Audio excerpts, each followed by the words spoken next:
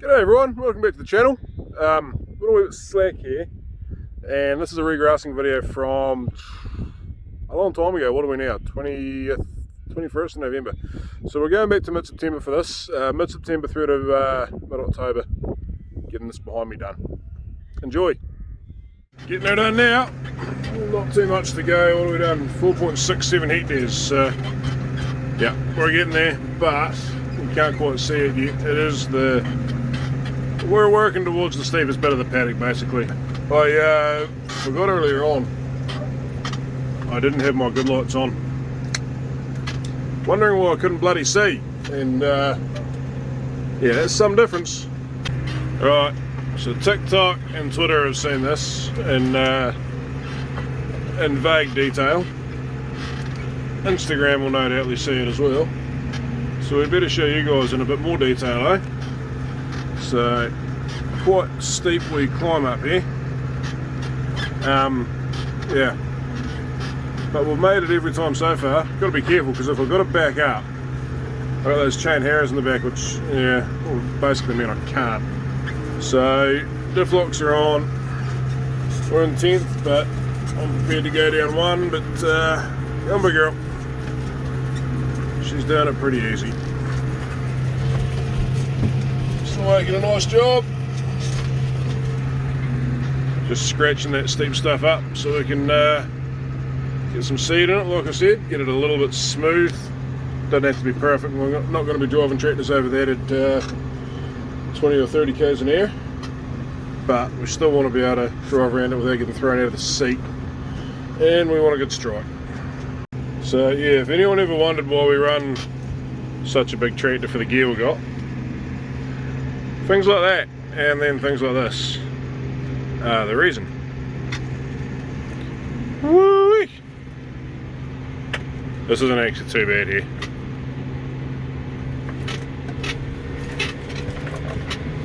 You'll see there's quite a bit of, I guess you call it crop residue, don't you? Good for the soil. A lot of Swedes left here. Just that was that last break the Hoggets had. Well, it was the last 3 breaks, but I gave it to them as one. Yeah, they were never going to get on top of that. It's a little bit of wastage, but it's like half a hectare. Not that worried, because we got through winter pretty good. Just about done for the night. This little triangle in the middle, there can't be much left now. Yeah, we'll see if we can show you the disc dropping down. One press of the button, hydraulic timer's out, awesome.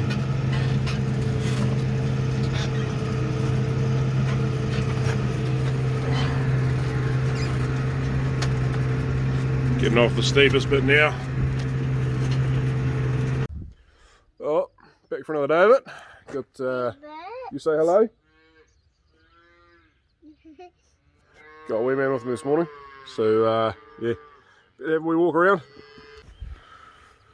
No sign of any birds in there, so that's a good thing. Don't want to get on fire. Eh? Yeah, that's a fertiliser shed. It's a little bit dangerous for people your age.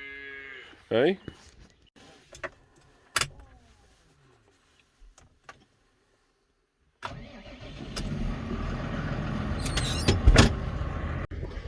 Right, so we're finished with the discs in this paddock, and I think we are. We'll see. The old Mac's still out, but come across a bit of an issue. Now, like I said, it's new to me, but it ain't new, and yeah, I'm pretty sure you're not supposed to be able to see those bearing balls in there, and I'm pretty sure they're all supposed to be beautifully spaced in a cage, not rattling around loosely in there. Well, that's alright, it's Sunday, we'll just run it, see what happens. Oh, the old Mac still's making quite a nice job today. A little bit hard to film and drive at the same time, but we're going to try the hard one and put the drone up, eh?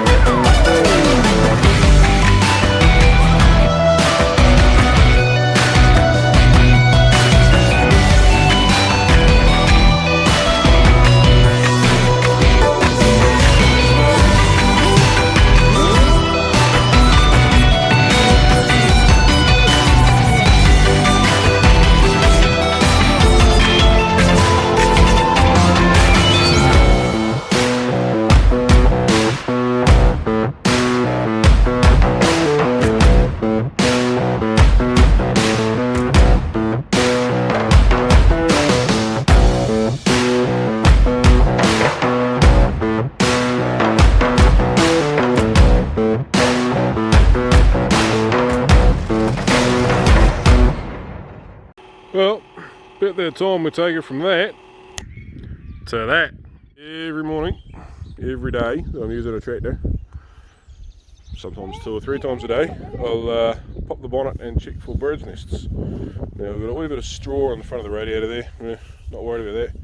Needs a bit of a blow out by the looks of it. Exhaust all looks good. There's a wee telltale sign up there, yeah, up on top of the airbox. When we come around here, sorry, I shouldn't swear on here, but this really annoys me. So all that came out of below my radiator. Now, it probably wouldn't have been enough to set the tractor on fire where it was, way down under the radiator there. I don't want to risk it though, but yeah, that's why we check every bloody day. And I'm sure my insurance company will be very happy to hear that I'm checking every day, because they pay a lot of money out in birds' nests for us. Had that been on the exhaust, that could have been all over in 5 minutes up the road. That would have been more than enough to set some other stuff on fire, and yeah, should be bad. But that where it was probably wouldn't, but really who wants to take that risk, eh? The old girl here, we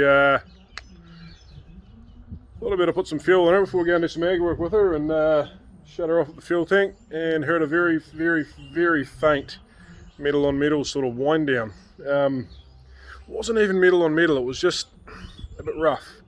So yeah, got the old turbo out here, and not sure, hang on, I'll turn the camera around. Not sure how much of this you guys will be able to see. There's, not really showing us, but there's a wee bit of sideways movement.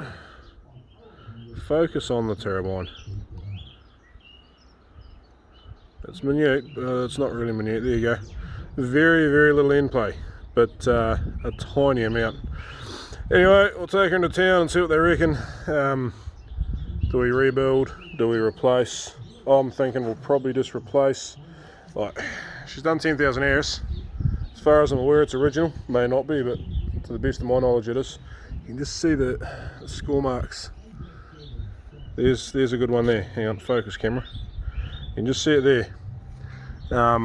It's sort of not really the whole way around either, but it's enough to make me worry. I was sort of resigned to the fact that we're going to be doing something, but sent a Snapchat out to 3 mechanic mates, and they all said, yeah, look, turbos are really cheap compared to engine rebuilds, especially when that engine rebuilds because a whole lot of metal's gone through your engine. Yeah, that's what it is. You show the camera what you got. No, not the stick, in the other hand. What's that? John Deere. Why have you got John Deere's? Because I like these ones. They'll melt going in this girl. You can't take them in this tractor, they'll melt. Because they will. Right. No birds' nests. None down in there. Quick check of the other side. Not that this side's much of a concern, but I'd still get rid of them if they were there. But once again, no birds' nests. Right. Got number 1 with me today. How's it going, Ted? Good. Today's plan is we're going to go and finish this Dutch herring we're doing last night. Hopefully get that paddock ready to sow by, what's time now, about 8:30. Yeah, hopefully by 11 o'clock. I've got to get the boat, 8:48, there we go, it's almost 9 o'clock. So I've got to get the boat out of the shed. It's going to be really annoying because I'd love to be getting the boat out of the shed to go fishing, but we'll get there. Get the boat out of the shed to get the roller out of the shed, and then get it calibrated, which shouldn't be far off because, yeah, last year I wasn't feeling too great. What are you doing? And lots of things went wrong. Go back and watch the videos, you'll see. Anyway, feeling a lot better this year, but yeah, it's still full of seed. So hopefully the wee foam rollers are alright, and it shouldn't be far off in calibration. We'll see how we go. Well, we've had an overseer change. You say hello? Yeah, got the cheeky one. All in all, this is starting to come up pretty good, and I think I'll do this last pass. Hang on a sec. There's the Dutch Harris. Just a whole lot of tines on bars going into the ground. So the bars, the idea is that it sit on the ground. They sort of shift a little bit of dirt and fill in the humps and hollows and cut through some grooves, and yeah, they do a good job. This is the 3rd pass, I mean, they're what I would call a very low impact cultivator. They're not achieving a whole lot. So yeah, they're quite low impact, so we just go over and over and over. You can do like 4 hectares an hour comfortably. We're doing about 11 k's an hour at the moment with 4.5 metre implements, so, and we just don't really lift it out of the ground very much. There, so just sort of shifts it around a wee bit, fills in the, like I say, fills in the hollows, takes stops off the humps, and yeah, then we can go in and sow it out. There's another tool I'd like to use. I like to do 2 passes with this, and then use a thing called a clod crusher. It's 6 metres wide, and it just sort of a whole lot of bits of angle line upside down that drag over the ground, and they make a beautiful job. But we've got a few too many Swede butts in here, and they get stuck under it, and that's just really annoying, because the only way to lift it up is to go out and lift it up by hand, and it weighs like 300-400 kilos a side. Yeah, it's not fun. You gotta lift it up and get the stuff out from under it. So it only gets kept for the real good paddocks. But yeah, so next stage in this paddock will be roller drilling. Well, boat's on. Where are we going? Roller's all calibrated, ready to go. We still got that on there. Check that out, would you? 24 kgs to the hectare is what we're looking for, and that's 240 grams for 1/100th of a hectare. Bang on. But I am going to do one more, and we'll see where that lands, eh? 226. So that's 22.6 kgs to the hectare, which is an average of 1.4, 0.7, 23.3. I'm happy with that. Well, finally going to get some bloody seed in the ground. How good's that going to be, eh? Paddocks come up pretty well. It's not perfect, but it is, I mean, that's a reasonable wee hill there. So it was never going to be absolutely perfect. But yeah, old seed drill's barely holding together. Yeah, the old seed tubes are just dangling now. There's a few of those things there, those wee rubber cups that aren't very good either. But the seed is coming out and going in the right place. So hopefully it'll get us through this year. Really hopefully it'll get us through next year. And then I might look at buying something new, I think. Not brand new because they cost too much. But try and find a 10, 15-year-old tidy roller drill somewhere. But yeah, the old Seedmatic 1116, that's not actually a roller drill that I'll put a roller underneath, has served us pretty well.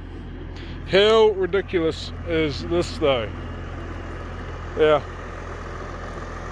we could comfortably do this paddock with a tractor half that size. Is what it is. Team will be going for the next one hopefully. Right, we'll just put another bag in. So we've got probably 3 bags in there, bag to the hectare. We'll not go too far off, so all that bit over there is done. And we've done out to there. It might not seem like a lot, but when you're going around in circles, it adds up pretty quick. So I got 1 bag left, just right there. But yeah, the next paddock's got a different type of grass going in it, so we shouldn't need that one. So we'll see how we go. Might as well leave it out for now. Right, I'm not going to do much videoing while I'm doing this, because I need to keep an eye on that line, and that line is visible, but it's showing up better on camera than it is to my eyes. So we're going to chuck the drone up in a couple of rounds and I'll get a bit of footage, but I don't think I'll be flying it much. I'll just leave it sitting where it is and we'll see how much footage we can get, eh?